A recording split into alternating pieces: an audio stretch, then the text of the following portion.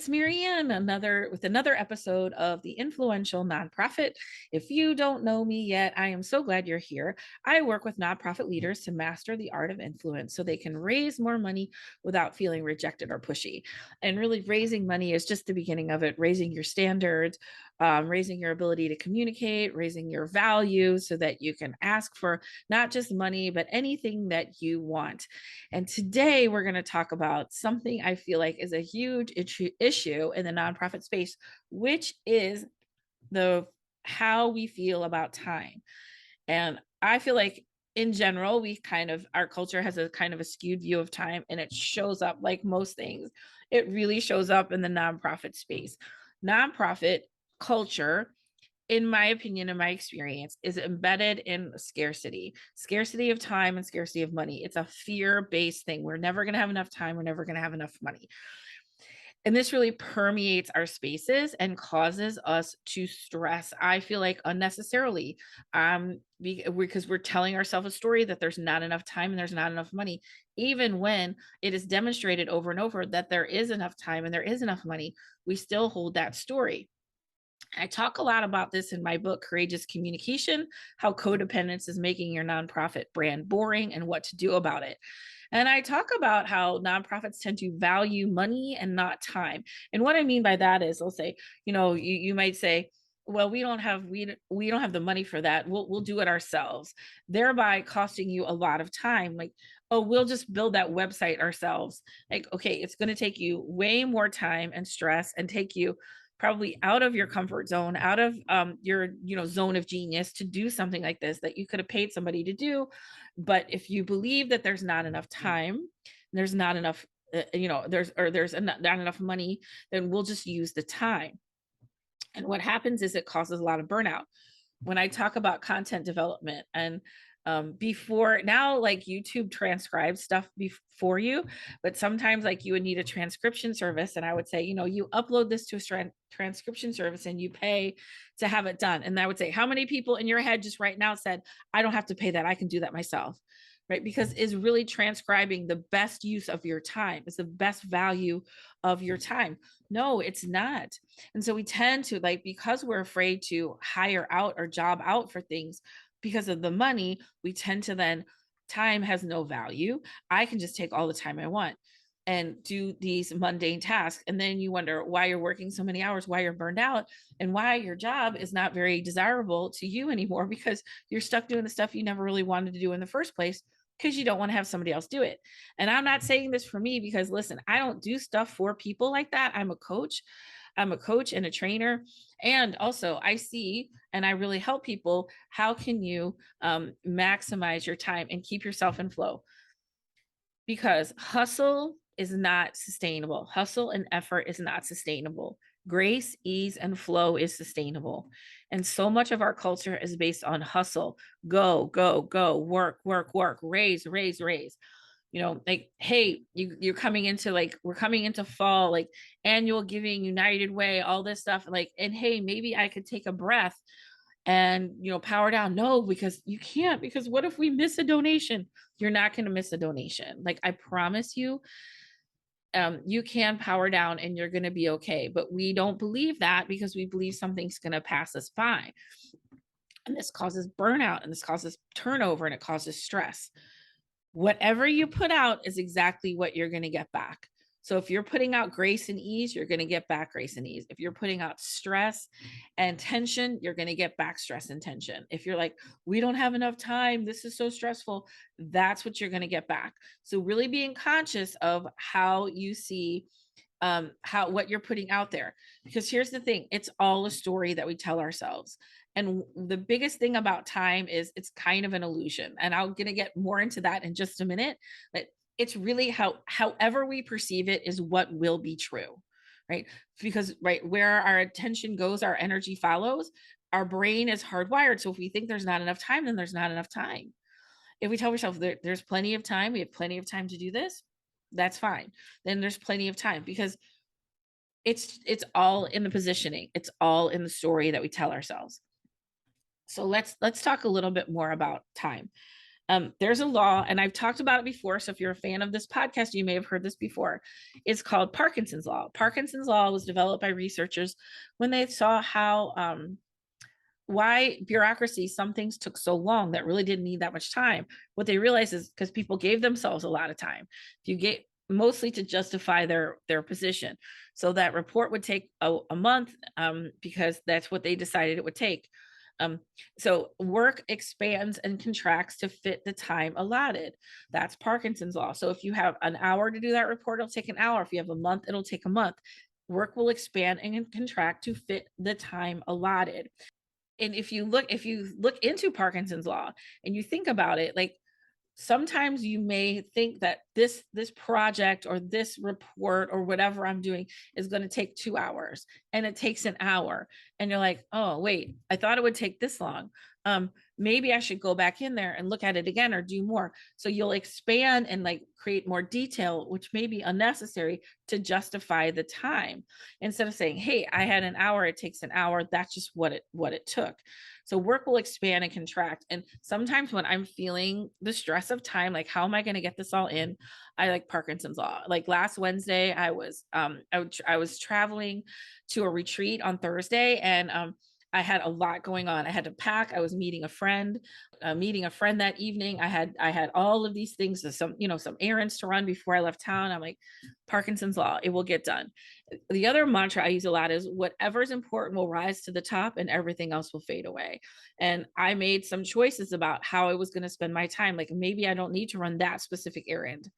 It was just making me feel better about when I went out of town, but I could certainly do that when I got back. So sometimes it's just that Parkinson's law just helps you, like, whatever's important will rise to the top and everything else will find its time. um, I feel like in our culture, we have an addiction to productivity. We want to be productive all the time. We want our time to be spent and incredibly productive. And in fact, we have a lot of beliefs around time, right? That stir into this. And you maybe can think of some beliefs about that you were raised with around time. Like my grandma would say, like, idle hands are the devil's workshop, which meant you didn't that downtime meant trouble, right? You had to be productive at all times, lest the devil, would come. My mom was a child of the Depression and World War II, and we didn't have the TV on during the day. Like if my mom was home, the TV was not on because that was not being productive. She could have the radio on, but not the TV, because the TV was for relaxing, and you didn't relax until the work was done. I grew up in a really strong delayed gratification household where the fun did not happen until the work was done. So you couldn't just like stop the work and have fun and pick up the work again. No, no. So these are just the beliefs that we have around time, and just in our families and our growing up and in our culture. And I'm sure you can inventory what you believe around time. And really, these are just stories, because time, for me, and this is how I see it, and it's really helpful. And I invite you to consider this. Time is really an illusion, because all we have is this moment. Like, I'm looking at you right now, I'm talking to you right now. Anything that happened before is the past, and that's in my head. Anything that's going to happen is the future, and that only lives in my head. The past and the future all just live in my head. All we really have is this moment. And when I'm feeling a little overwhelmed, I take myself back to present, because typically I'm feeling overwhelmed because my brain is either past regrets or future worries. And oh my gosh, I have to do this and do this and this. And I am creating a future in my head, and that is tension filled. And like, okay, wait, hold on, bring it back to the present, because really all we have is here and now. And in fact, sometimes scientists believe that time is really an illusion and it's not linear. We don't believe, and that we're all living. Um, there's no such thing as like linear time. Like, all experiences are all happening at the same time. We just perceive it to be linear, which is kind of crazy if you think about it, and also kind of cool. And you can just say, hey, this is just an illusion. It's just a story. So what kind of better story can you tell yourself about time? And that's what I want to focus on the last part of this episode, is what better story can you tell yourself about time? Time is abundant, just like money. And so if you're coming from grace and ease, and imagine for yourself, like, living in a world, like doing your job where there's enough money, there's enough time, there's enough everything. And what would that feel like to have that grace and ease and flow to your life? Just feeling into that for just a couple of seconds, like, oh, that feels so good. I have all the money I need. I have all the time I need, all the support I need. And it's all right here. And like, I'm safe and I'm protected and I'm trusting in the divine wisdom of the world to guide me. And that feeling really good. And when I put that grace and ease out there, that's what I'm going to get back, and not faking it, right? Because we don't like really tapping into that part of you that, because if you probably look back in your career, there's always been enough time. There just has been. There's always been enough time. And but then the story that we're telling doesn't change, even though you could probably list all the things that, wow, I felt really rushed. And guess what? I got it done. That event was coming up. Guess what? It went off without a hitch. So, and yet we still tell ourselves, oh, we have to rush, rush, rush. There's not enough time. So, what better story can you tell? So, that one is like coming back to the present, right? This is all, there's plenty of time. Nothing that was meant for me will pass me by if I take a vacation or if I power down my fundraising.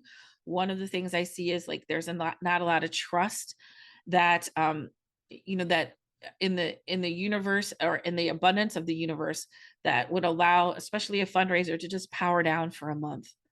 That, oh my God, but what if we miss something? And that drive, and there's no flow, there's no up and down, there's no cycle. And that's why people burn out from fundraising, because they're never allowed to inhale.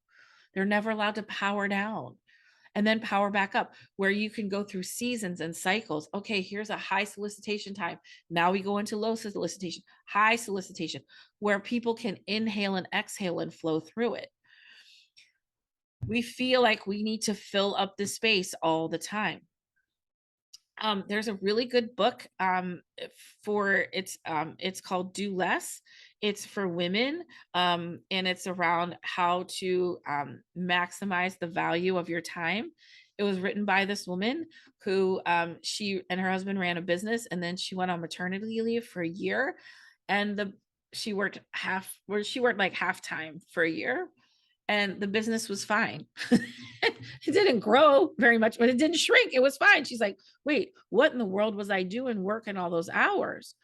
Right now I have a baby, and everything's fine. And so she wrote this book, and it is really about the cycles and the flow and using our bodies to help us guide us of how we should spend our time. It's super fascinating, and I totally recommend it. Anyway, all right. Now, one of the other things is that we feel stressed about time because we tend to focus on what we haven't done instead of what we have done. I had a call with this woman a couple months ago, and I'll never forget this call. She was amazing. The first thing she told me about herself was like, Maryanne, I'm a rock star. I'm like, love it. Love that for you. Um, and then we started talking, and she said, it's just like, I can never catch up. I can never catch up. So that's a story she's telling herself, that she can't catch up, as if catching up were a thing, right? Like, because the work doesn't stop. That's not what work does. Like the money comes and goes, the work comes and goes. That's what it does. Okay. So there's never a point where you catch up. That's a story we're telling ourselves that keeps us in scarcity. And she said, see this behind me. And she was showing me this whiteboard. She's like, those are all the things I have to do. And I go home at night and I think about all the things that I haven't done. And I said, well, where do you put the things that you have done? And she's like, oh, I have a notebook here. Like, I write the stuff I get done. I said, let's switch this. What if on that whiteboard, the big whiteboard in her office that she stares at all day long, you put everything you accomplished for the day? And then on that notebook, you put the stuff that you have to do for tomorrow, because she was overemphasizing what there was to do, thereby creating more tension, going home with all that tension instead of going home being like, look what I did today. I'm amazing.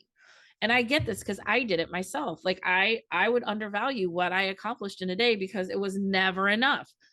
So celebrating what you accomplish every single day, it is so powerful. Put it on a board in your office. Look what I did, because she told me she was a rock star.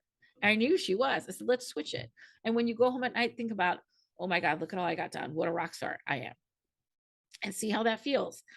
And so are you emphasizing what you have to do or what you accomplished? For a while, I had a colleague, And we would call each other and leave voice messages or just voice notes on our phone of everything we did that day. And we did this for like 2 or 3 months. At the end of the day, I would call Cheryl or do a voice memo on my phone. And I was shocked. I mean, honestly, I was shocked to know how much I accomplished in a day when I think I didn't really get that much done. Oh my gosh, I got so much done. And that I just really wasn't celebrating that or giving myself credit. Therefore, I was continuing the story that there wasn't enough time, and that time I wasn't productive, when actually the opposite was true. And I got to celebrate the wins, instead of what there was to do. Because that to do list is always going to be there. It's fine. There's never a catching up, there's never a breath. When I coach and train people, they say, well, this isn't a very good time. It's never a good time. And it's always the perfect time. Right. If you want to work with me, their time will appear. I promise you. Right. Because we make time for what's important. And that's the last thing I want to say is, like, we make time for what's important. If your board members aren't showing up, if or things like that, like, they're not, they say, I don't have the time. That's not really what they're saying. Or what they're really saying is, this isn't valuable enough to me to spend my time on. So when people say that's not enough time, that's not really what they're saying. They're saying, I don't value this enough to spend time on it. I don't feel valued enough to give my time. Instead of shortening the time, or maybe we'll make our board meeting shorter, or we'll only do it a quarter. How can I make them feel more valuable? Because people make time for what's important. You do, and I do. We all do. If it's important, all of a sudden we find the time. Why is that? Because time is actually abundant, and there's time enough for everything that we want to do. And so what can we and how can we structure our life that we are spending time with things that bring us joy, with things that bring us when we're in ease and flow in our work. And a lot of times in nonprofits, they don't want to take stuff out of house because they don't want to pay the money, and then you wind up doing stuff you never really wanted to do or aren't very good at, and like, now you're super drained, and now you don't really resent your job because it's not what you wanted, because you're not spending time in the things that bring you joy. And I promise you, the more time you spend in your zone of genius, in grace and flow and ease, the more productive you will be, and the more that time will feel abundant to you. It is the absolute truth. So, what are we going to work on this week? What are we going to work on is telling yourself the story, right? Of that that there's plenty of time, bringing yourself back to present, and right, bringing yourself back to present.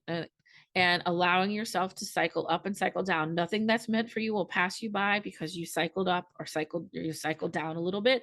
Power down. And the last thing is, like, what is that better story that you can tell yourself around what's happening? Because whatever you put out is what you get back. So being super, super conscious of the energy. Because if you're working with a team, if you're working with a group, if you're leading a team and you're putting out stress, you're going to get stress back. If you put out grace and ease, you're going to get grace and ease back. And when you release the demands on time to catch up, see how that shifts in your body and in your energy, and see how that shifts with everyone around you. All right, you all are the best. I'm so glad you spent time with me today and this podcast. And let me know how this is going for you. I love to hear from people. You can email me at Maryanne@maryanders.com. All my contact info is in the show notes. Please share with me if this helped you reframe your experiences around time. And if you're interested in working with me, and maybe joining my Up-Level Your Influence course, I'm always open to having a conversation with you. You can reach out to me at Maryanne@maryanders.com, or you can just go to connectwithmaryanne.com and book a time with me if you think you're being called to up level who you are and how you work, and just to be able to raise more with less stress. Like, the people that I coach and train, they raise their standards and they get so much more done, and with so much less stress, so much more grace and ease. And if that's you, then let me know and we can talk about it. And I'll see you next week on the Influential Nonprofit.